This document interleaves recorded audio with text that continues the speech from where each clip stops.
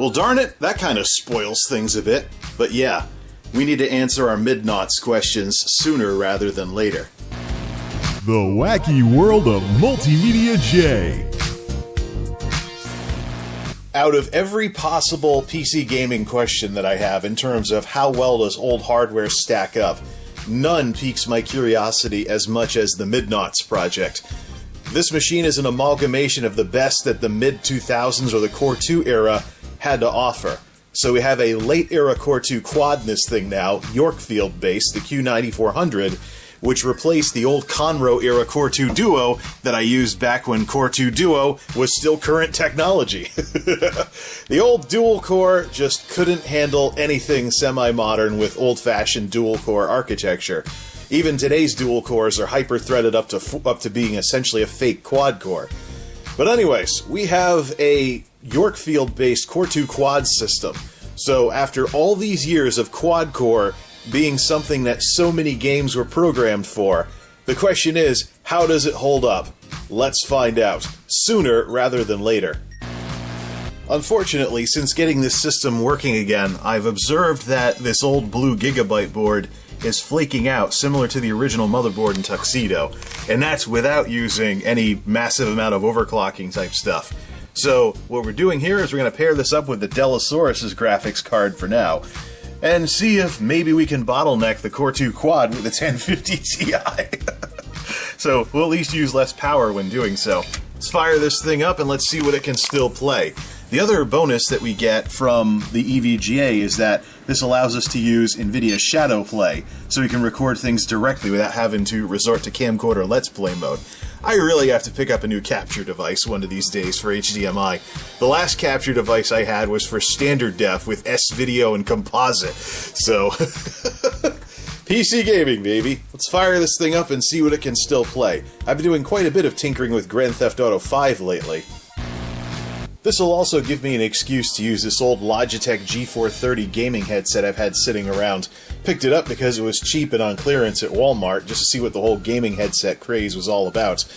However, because NVIDIA Shadow Play compresses audio even from a Blue Yeti and makes it kinda sorta sound like I'm wearing a gaming headset, I imagine this won't be that much worse. But then again, it's a gaming headset, so we're going to be running at stock speeds for this go-round, so 2.66 GHz max on the Core 2 Quad. I've been experimenting with the built-in overclocking on the motherboard, and it's similar to a distant ancestor of AMD Ryzen Master, so the temperatures will go up if there's thermal headroom to drive the processor further, and this thing's gotten up to 3.2 GHz in full blast mode. There's one major problem, though, with using Core 2 anything these days, and it's the key reason why Core 2 computers are so cheap these days. Unfortunately, everything Core 2 is too old to have been properly patched up for the Spectre exploit. Sandy Bridge is really where Core I really got settled into its groove, where it's been for the past several years, or well, since the late 2000s, or no, early 2010s, basically. So it's pretty cool that Intel threw in that much security updates for all that old stuff they had. But anything Core 2 was a little too old. So basically I want to stay off the internet on any Core 2 machine, including this one. So no web browsing or any sort of thing, and keep the security software up to date. I'm mostly going to play games on these old systems anyways. So, with stock clocks, let's get everything working, including NVIDIA Shadow Play, figure out how we're going to record all that stuff, and fire up some GTA V. One last note before we fire up MSI Afterburner. After everything's booted and loaded and stuff, we can actually see wattages get down into the 50s as far as wattage goes with the Core 2 Quad. So not as power efficient as the Delosaurus, which is running a Sandy Bridge i7. And really, what's gone on since the Sandy Bridge era is one of the key reasons why, in terms of power consumption, Core 2 is just obsolete at this point. I'm also curious about the Athlon 3000G and what kind of numbers that processor pulls as the bottom barrel 30-something TDP processor, or 30-something watt TDP processor at the bottom of the AMD Ryzen line with socket AM4. Well, that didn't take too long, now did it? Core 2 Quad Q9400 Yorkfield, CPU bottlenecked right out of the gate. Versus a 10. What a waste. and this is at the NVIDIA Shadow Play, or NVIDIA GeForce Experience, I should say. Obviously, the rate is for a 1050 Ti, regardless of CPU. So let's try dropping let's just jump straight to the bottom and put it down in low mode per GeForce Experience and see if we can at least get above 30. At 20 frames per second, I remember, this being good on the Nintendo 64. What a disaster. But hey, Core 2 Quad. Not all quad cores are created equal, and quite frankly, if you're going to spend $100, skip the Core 2 Duo, look for a Core i5 Delosaurus or something like that. Because I'm thinking even a Sandy Bridge i5 version, like what Green played with, would be better than this. Bottlenecked! Woo! Epic fail. So as you can guess, that did not go well whatsoever. And we already had a CPU bottleneck with a 1050 Ti. So, let's try this again. This time I've turned on full throttle mode, the built-in overclocking that will take the processor up to 3.2 gigahertz at the expense of substantially higher temperatures. So 59 tops versus 100 is the max before thermal shutdown. Is there any life whatsoever left in this Core 2 Quad? Let's fire up GTA V again. Bottlenecked. Still. And this time we loaded at Franklin's house in Vinewood. So we actually have less going on now. We have less going on than we did at the busy downtown. So this means we need to switch to low mode. So don't forget, folks, while this machine is struggling to do anything, don't forget, the Core 2 Quad Q9400 processor that we're using for this little experiment is contemporary to the Xbox 360. So maybe I have to make this look more like a 360 game in order for this to work. Let's just skip to step 3. Low mode, low mode, low mode, and see if we can get anywhere near 60 FPS at 1080p. Now this is more like it. Looks like we have something a bit more playable now. In low mode. Can't even see where the glass... how do you get out of here? Oh, there we go. Can't even see the glass because we can't turn on reflections from indoors because we have to run this thing all the way down. So, this processor is contemporary to the Xbox 360. And as you can see, we still got some bottlenecking going on. The 1050 Ti is absolutely snoring at this processor here. And oh, look at that pathetic excuse for reflection because we have to turn the reflections all the way down. Yeah, that's right, Franklin. Your reflection looks like something from a PS1 game, and that might be generous. So indoors, we can hit 60 FPS. Kind of like, this is basically like what I used to get with Morrowind back in the day. The indoor frames per second would be awesome. It would always be the outdoor stuff that would be 30, 40, maybe 25, sometimes down as low as 15 frames per second if they're really bad. But you figure this processor is contemporary to the Xbox 360. Compare what we have on screen right now to the 360 version of GTA V. Is it really worth it to be a PC gamer at this level when you have to drop this game all the way down to low mode in GeForce Experience in order to get something above 30 FPS?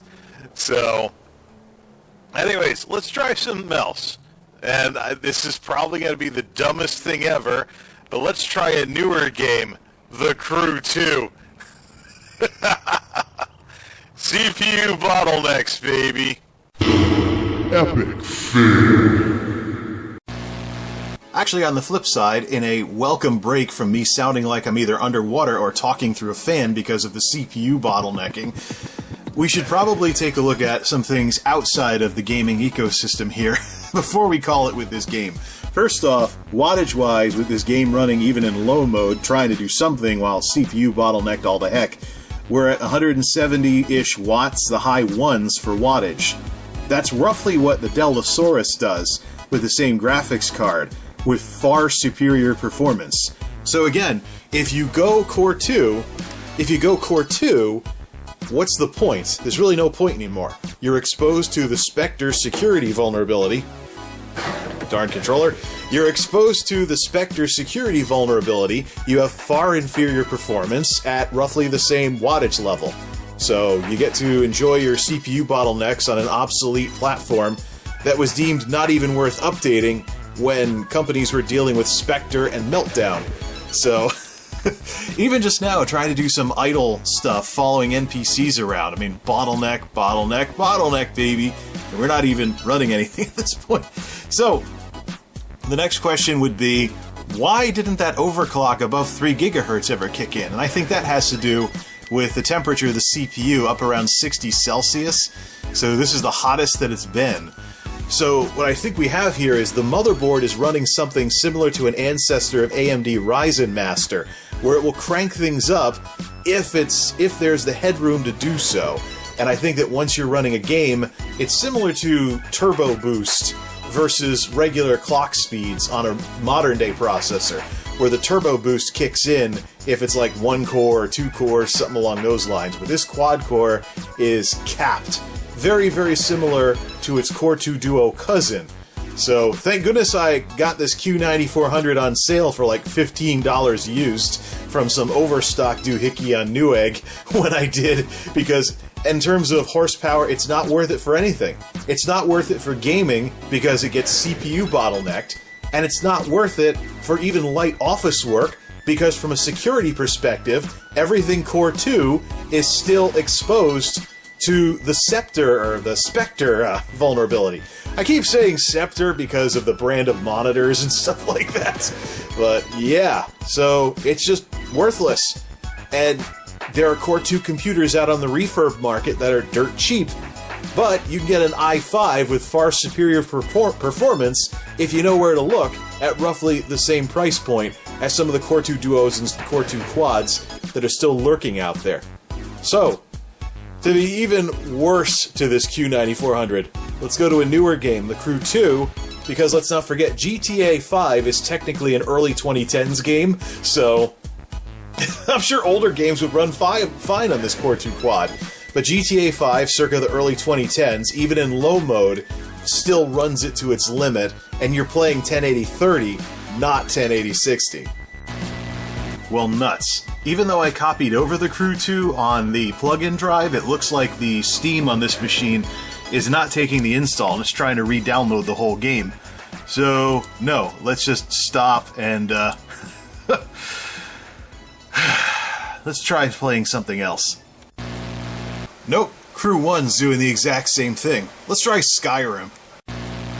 Ah, finally! Something that works! You can depend on your Skyrim. Then again, we are talking about a game that originally came out in 2011. This is the Special Edition, which has an upgraded code base, and most importantly, better support for using multiple cores at once, which might explain the high CPU utilization on this old Core 2 Quad. But basically, at this point, we've got pretty much even in terms of what's being used for what. So, if we put this in low mode, can the Core 2 Quad get us 60 FPS? I wonder. By the way, this is with nothing going on, so I imagine if there's a dragon fight, it probably gets worse than this. So, 1080-30. Much better. Of course, the graphics card is snoring and we're running in low mode, but this is the closest we've gotten to 60 FPS. In just about anything, but we still can't hit it even with everything all the way down. So the recommended settings give us 1080-30, and this is nice and smooth, but it's still not 1080-60.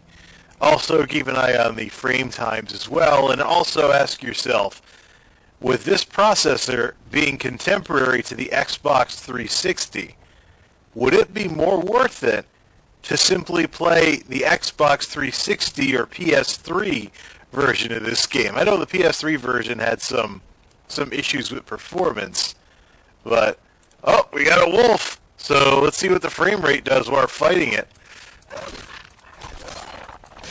Next to nothing, of course, but well, that was quite uneventful.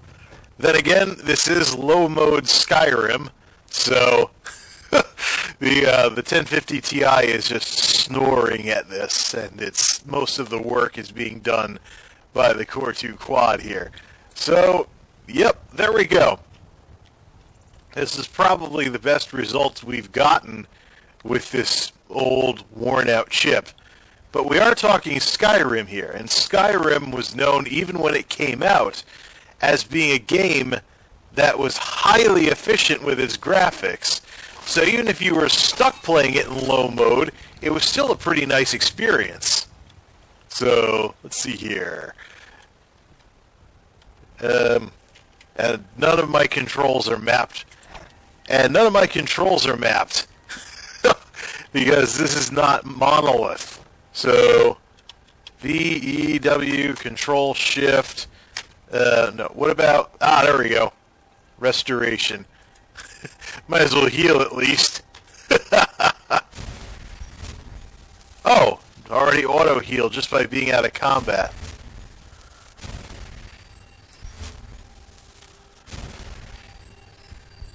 Oh, no, that's the one that's channeled. So you just run around like this and heal up. Okay. No other button. Weapons. It's been so long since I played Skyrim. So, but there you go. So again, with the Core 2 Quad, this is how you get a nice frame rate. Now, which is better, this or one of the console versions on one of the last generation of consoles? I'm particularly curious about the 360 version. Was there a 360 version? I think there was. I know that the PS3 version had some issues with how it ran. So, but yeah, contemporary to the Xbox 360, was PC really better than a 360 with this kind of power under the hood?